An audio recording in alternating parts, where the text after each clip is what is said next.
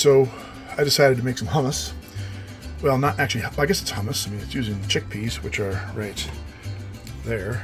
They were soaked overnight and then cooked in the Instant Pot for 20 minutes, nice and soft.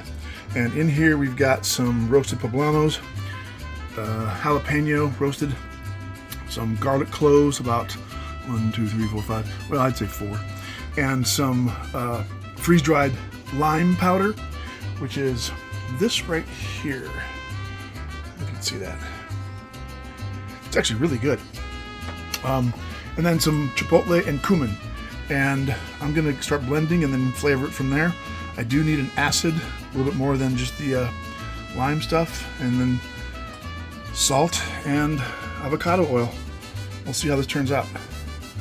Okay, so I blended it for, I don't know, a minute, and added some of the olive oil and a little bit of the, avocado oil, and a little bit of the bean cooking liquid. And so let's see how this tastes.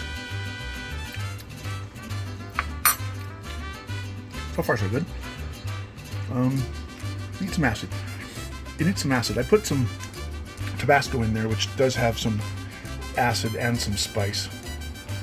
But it needs a little bit more acid, a little bit more salt, and a little bit more consistency. So let me do that and come right back. Okay, so what I've added is right there is a little bit of that Maggi seasoning. I don't know if you guys have ever seen that. Let me, pull it out and show it to you.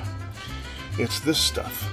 It's kind of like soy sauce in a way, but it's a little bit different. It's actually, if you took soy sauce and kind of mixed it with a little bit of Worcestershire sauce, I added a little bit more of the bean cooking liquid and a small dash of red wine vinegar.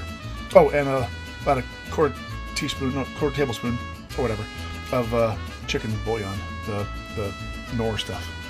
So let me mix it and see what happens.